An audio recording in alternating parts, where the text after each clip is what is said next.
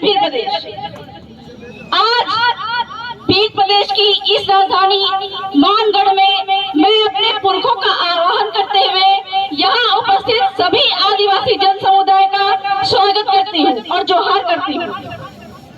साथियों, आज हम भील प्रदेश जो कि हमारे आदिवासियों के 4 राज्यों के आदिवासियों के आर्थिक, राजनीतिक, सांस्कृतिक विचारधारा जो है हमारी जो स्थिति को मजबूत करेगा, उसके लिए ही हम इन 4 राज्यों को मध्य प्रदेश, गुजरात, राजस्थान, महाराष्ट्र मिलाकर भील प्रदेश की मांग कर रहे हैं। क्योंकि हमारे जो हक अधिकार है वो दूसरे लोगों की वजह से बहुत छीना गया है और ये भील प्रदेश की मांग है। अपनी बातों को शुरू करने से पहले मैं एक बात साफ साफ कह देना चाहती हूँ कि आजादी के पहले इस भील प्रदेश की मांग को भीलिस्तान की मांग कहा गया था, जो कि एक अलग देश था। लेकिन 1950 में संविधान के बनने के साथ में ही हम अलग राज्य की मांग करते हैं, जो कि संवैधानिक है। इसलिए कभी भी हम बात करते हैं, अगर भीलिस्तान की बात करते हैं तो ये बात साफ साफ बोलना पड़ेगा कि हम अलग पृथक भील राज्य की मांग कर रहे हैं। और ये भील प्रदेश की मांग आज की नहीं है, भीलिस्तान की मांग आज की नहीं है, ये हमारे पुरखों की मांग है। और उसी मांग की वजह से 1507 आदिवासी यहाँ पे मरे।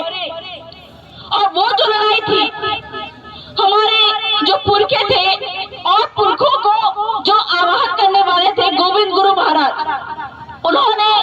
उनको चूंकि मालूम था कि अंग्रेज जो है,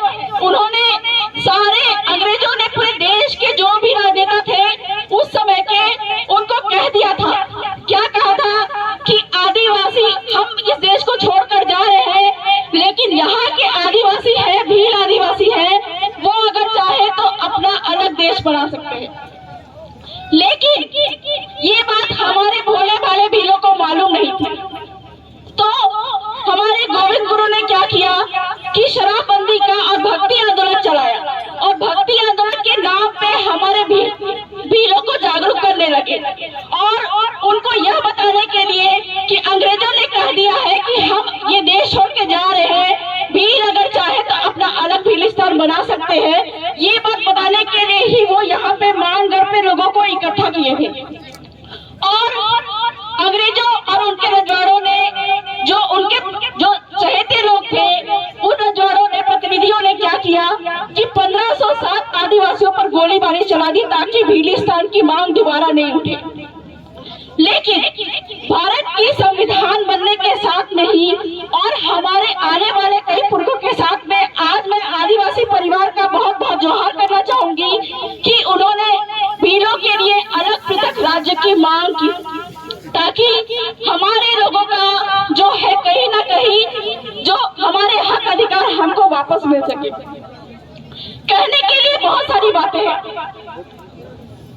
3 जून 1947 को अंग्रेजों ने ये बात कह दिया था कि हम ये देश छोड़कर तो जा रहे हैं और आदिवासी अपना अलग देश चाहे तो ले सकते हैं। और कहने के लिए बहुत सारी बातें हैं, बहुत सारे मुद्दे हैं। वर्तमान में एक जो महत्वपूर्ण मुद्दा चल रहा है यूनिफॉर्म सिविल कोड का, और हम आदिवासी चूंकि जानते हैं कि हम आदिवासियों की अपनी अलग रीति रिवाज, बोली, भाषा, संस्कृति है, जिसकी वजह से ही हमको संविधान में एसटी का स्टेटस प्राप्त है। एसटी का मतलब होता है शेड्यूल्ड ट्राइब, और इस एसटी का स्टेटस को खत्म करने के लिए, चूंकि आपको पता है चाहे नहीं पता है, संविधान में इसी एसटी के स्टेटस की वजह से हम लोगों को जल, जंगल, जमीन और खनिज का अधिकार प्राप्त है। सुप्रीम कोर्ट ने अपने समता जजमेंट 1997 में, अपने लोढ़ा जजमेंट 1998 में ये बात कहा है कि आदिवासी की जमीन पे अगर कोई भी खनिज है तो उसको सिर्फ और सिर्फ आदिवासी ही निकालेगा। आपके राजस्थान का टेनेंसी एक्ट है या फिर मध्य प्रदेश का टेनेंसी एक्ट है, इनफैक्ट पूरे देश के किसी भी राज्य में टेनेंसी एक्ट और लैंड रेवेन्यू कोड है, उसमें ये बात साफ साफ लिखा हुआ है कि आदिवासी की जमीन किसी गैर आदिवासी को नहीं दी जाएगी। और यही बात RM लोढ़ा जजमेंट में भी लिखा हुआ है कि आदिवासी की जमीन आदिवासी को ही बिकेगी, और अगर गैर आदिवासी की भी जमीन अगर यहाँ पे है तो वो भी सिर्फ और सिर्फ आदिवासी को ही बिकेगी।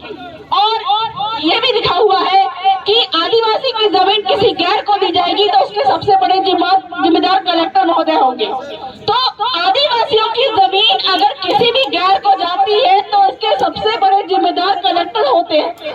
तो आज इस मानगढ़ की धरा पर हम ये कसम खाते हैं कि आने वाले दिन में हम संविधान कानून के लिए इतना जागरूक होंगे जैसा कि हमारे पुरखे चाहते थे कि हमको अपने जल जंगल जमीन की जानकारी हो, उसको बचाने के लिए हम लड़ाई लड़े। तो भील प्रदेश की मांग को तो हम बुलंद करेंगे ही, लेकिन हमारे जल जंगल जमीन को अगर छीना जाएगा, खनिज को अगर छीना जाएगा तो आने वाले दिन में हमारे जो सबसे बड़े प्रतिनिधि है कलेक्टर महोदय, चूंकि आदिवासियों के 4 ही माई बाप है, कलेक्टर, राष्ट्रपति, राज्यपाल और राष्ट्रीय अनुसूचित जनजाति आयोग। और यदि आने वाले दिन में आदिवासियों के जल जंगल जमीन पे किसी भी तरह का अतिक्रमण होता है गैरों के द्वारा, तो हम कलेक्टर महोदय को भी कोर्ट में घसीटने से पीछे नहीं हटेंगे, उन पर भी केस लगाएंगे। तो बहुत ज्यादा समय नहीं लेते हुए, चूंकि बहुत सारे वक्ता है, उनका सम्मान करते हुए मध्य प्रदेश और कई सारे राज्यों से, हमारे अलग अलग क्षेत्रों से बहुत सारे वक्ता भी यहाँ पे आए हैं, उनका स्वागत करते हुए मैं अपनी बातों को भील प्रदेश की मांग को बुलंद करते हुए अंतिम जोहार करना चाहूंगी इस मंच को। जय जोहार, जय आदिवासी, जय भील प्रदेश।